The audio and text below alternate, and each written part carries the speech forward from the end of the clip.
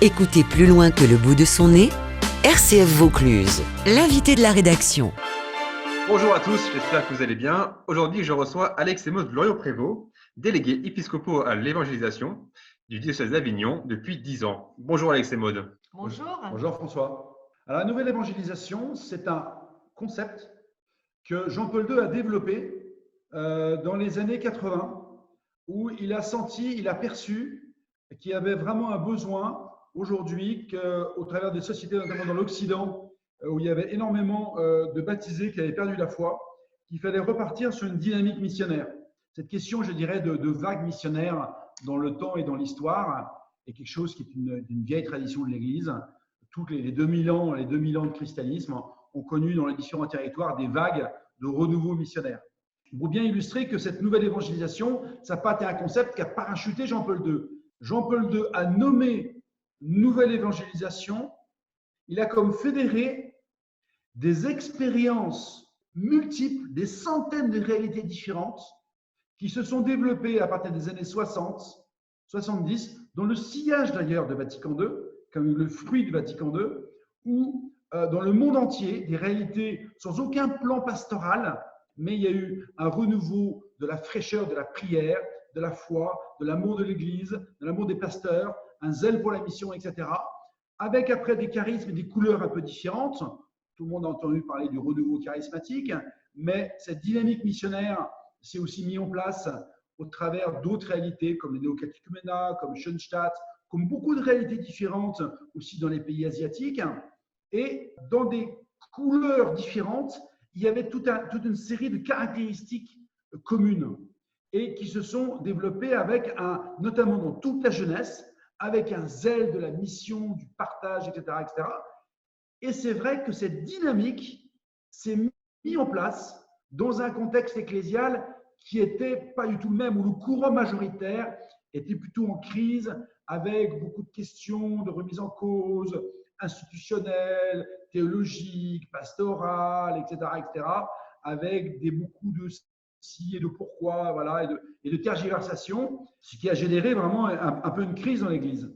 Et Jean-Paul II, arrivant dans la fin des années 70, début des années 80, a regardé un peu ce qui se passait dans l'Église et a vu vraiment qu'il y avait une nouvelle sève qui était vraiment les fruits du Concile Vatican II, qui avait annoncé, Jean XXIII avait annoncé une nouvelle Pentecôte, que ce serait les laïcs qui seraient porteurs vraiment de ce renouveau de l'Église. Et effectivement, cette nouvelle évangélisation, bien sûr, les prêtres y étaient associés, mais c'est surtout à 90%, 95% des laïcs et des jeunes qui portaient cette dynamique missionnaire. Et donc, il a comme un peu fédéré cette dynamique, donné vraiment une vision universelle, catholique, en l'appelant la nouvelle évangélisation. Et c'est là où il a développé vraiment ce concept et formé vraiment l'Église et préparé l'Église à accueillir cette nouvelle évangélisation. Je dirais que le pape Jean-Paul II, en fait, a fait ce qu'on appelle lire les signes des temps. Et donc, pour reprendre la belle expression de Benoît XVI, au cœur de l'hiver, soudain, l'Esprit Saint a pris la parole. Et donc, Jean-Paul II, en visitant tous les pays du monde entier, globe-trotter comme il était, a vu effectivement les signes de l'Esprit Saint se donner dans des lieux extrêmement différents et des charismes différents. Et il a appelé ça la nouvelle évangélisation. Et du coup, pour être docile à ce qu'il voyait comme étant un signe de l'Esprit Saint, il a encouragé l'Église universelle à renouveler le désir de l'évangélisation et à repartir sur une nouvelle vague missionnaire. Ça ne veut pas dire qu'on n'évangélisait plus, mais c'est juste qu'il a voulu remettre l'évangélisation en avant en disant que c'était la priorité et que l'Église existait pour évangéliser, qu'il fallait retrouver cette dimension missionnaire de l'Église qu'on avait un temps laissée aux missionnaires qui partaient à l'étranger dans des pays, disons, moins évangélisés qu'en France. Et c'est vrai qu'aussi, il y avait une série de milieux ecclésiaux qui se disaient, mais véritablement, après le concile sera étaté, où l'Esprit Saint parle au cœur de tout homme, etc. Est-ce qu'il est vraiment utile d'évangéliser, de conduire des personnes non croyantes à la foi? Est-ce que c'est pas être un peu prétentieux? Enfin bon, il y avait finalement une remise en cause sur le fait même d'évangéliser, de désirer qu'une personne non chrétienne accueille le Christ, ou qu'une personne, je dirais, baptisée, mais finalement qui ne pratique pas, redécouvre vraiment la rencontre du Christ. Et donc, c'est vrai qu'il y avait beaucoup de questionnements par rapport à ça. Et là, effectivement, toute cette jeunesse, cette dynamique n'avait pas tellement toutes ces questions, mais vraiment parce qu'ils ont découvert vraiment la libération par le Christ en l'accueillant dans leur vie, ils voulaient partager simplement ce bonheur aux autres. C'est pour ça que Jean-Paul II a essayé de donner un peu des grands éléments transversaux à la nouvelle évangélisation. Donc, il a parlé, il fait utiliser un nouveau langage, moins de doctrine, moins de morale, moins de politique, moins d'idéologie, mais davantage de témoignage de ce que la rencontre du Christ fait, davantage de joie, davantage de jeunesse. Le pape François parlera de l'évangélisation, c'est d'être contagieux de Dieu. Voilà. C'est pas d'abord de développer des belles théories, même si bien sûr l'apologétique, donner des raisons de croire, est un élément de l'évangélisation. Mais aujourd'hui, on ne vient pas simplement à la fois par la raison, on vient d'abord par la rencontre d'un amour qui a transformé une vie. Ceux qui sont mariés, ceux qui sont amoureux, savent qu'à un moment, on n'a pas décidé de faire sa vie avec quelqu'un parce qu'on l'a scanné, on a fait un check-up généralisé au niveau de la raison pour dire finalement, je pèse le pour et le contre, finalement, je l'ai choisi. Non, c'est d'abord un cœur qui a été retourné et puis bien sûr, après, on s'est quand même posé des questions et tout, voilà. Et donc l'évangélisation, c'est d'abord cela, c'est de conduire à cette rencontre du cœur qui transforme, qui bouleverse complètement une vie. Bien sûr, les questions sont très importantes, sinon on tombe complètement dans le subjectivisme et le relativisme.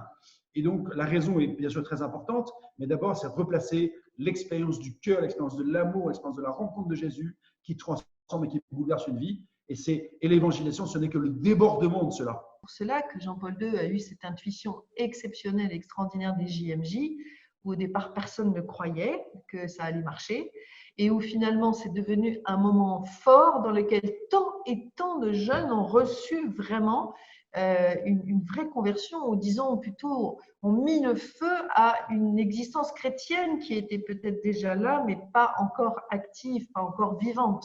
Et donc, c'est exactement ça, l'œuvre de la nouvelle évangélisation. Jean-Paul II nous l'a montré, c'est prendre des choses classiques ou en créer d'autres, mais en transmettant ce désir de revenir au Christ et de revenir au cœur de l'évangile.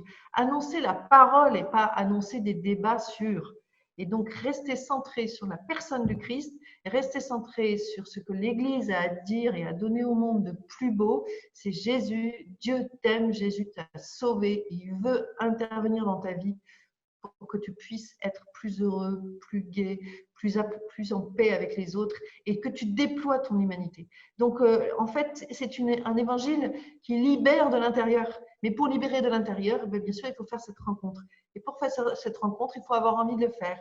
Et pour avoir envie de le faire, il faut simplement qu'il y ait des gens qui aient le courage d'ouvrir leur bouche pour dire « Voilà moi ce que je vis avec Jésus. J'aimerais tant que tu partages ça. » Et donc, en fait, c'est ce mouvement-là qui a été appelé nouvelle évangélisation, qui veut dire qu'on se met en route pour témoigner de ce que Jésus change dans ma vie. Paul VI a en fait lancé la nouvelle évangélisation au travers d'une encyclique extraordinaire qui est l'évangélisation dans le monde moderne, parue en 1975. À ce moment-là, ce n'était pas du tout politiquement, ecclésialement correct. Mais en tout cas, c'est fondateur. Jean-Paul II a repris cet enseignement, a développé la nouvelle évangélisation en l'ancrant théologiquement dans le magistère de l'Église à partir de l'encyclique, l'exhortation de Paul VI. Benoît XVI, quand Jean-Paul II est mort, a dit « Moi, mon boulot, ce n'est pas d'innover, c'est de mettre en œuvre ce que Jean-Paul II a initié. » Ça a été de créer le dicaster sur la nouvelle évangélisation. Donc, c'était plus simplement le trip d'un pape charismatique qui se l'appelait Jean-Paul II, voilà, où c'était un peu sa marotte, etc. Mais Benoît XVI a dit, maintenant, on l'institutionnalise et on le met au cœur du Vatican et au cœur de l'organisation même de l'Église. Et d'ailleurs, ça a été repris également par François, qui lui a donné de plus en plus d'importance. Donc, c'était le dicaster de la nouvelle évangélisation. Et d'ailleurs, c'est pour cela que Monseigneur Quatennose, apprenant que ce service, ce dicaster, a été créé, nous a appelé dans les quelques jours qui ont suivi. Il nous a dit « Alex et Maud, nous allons créer sur Avignon le service de la nouvelle évangélisation. Et ça serait bien que vous puissiez mettre au service de ce service diocésain. » Et donc, à ce moment-là, on était à la pastorale familiale et nous sommes partis avec armes et bagages dans le service de la nouvelle évangélisation. Ça, c'est pour la petite histoire. Et le synode sur la nouvelle évangélisation en 2012, a été un événement exceptionnel, extraordinaire.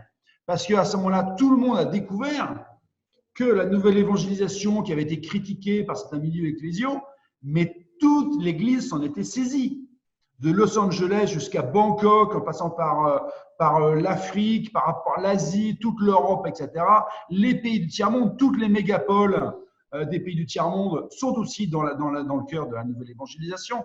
Et on s'est rendu compte qu'ils avaient la même intuition.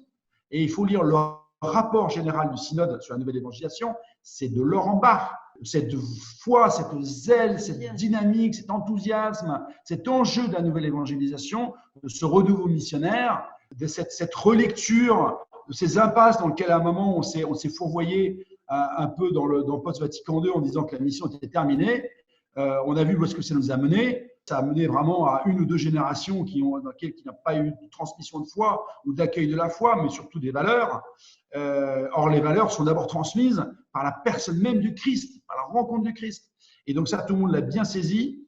Et ça a été justement, en plus, les 50 ans du Concile qui ont été fêtés à ce moment-là. Et Benoît XVI a présidé une célébration en disant « Cette nouvelle évangélisation, c'est le plus beau fruit du Concile. » Benoît XVI nous quitte, ciao, il renonce, François arrive, qu'est-ce qu'il fait? La première, sa plus belle exhortation, c'est sur la joie de l'Évangile. Et le pape et l'Église nous a donné un pape qui n'est plus dans la conception, dans la théologie de la nouvelle évangélisation, il n'est plus dans le lancement de la nouvelle évangélisation, il est dans sa mise en œuvre généralisée. Et donc, on a un pape missionnaire d'expérience, et c'est là où il va parler du kérigme à tout bout de champ, qui est vraiment le corpus, je dirais, de cette exhortation apostolique. Et aujourd'hui, il le décline depuis qu'il a été élu pape.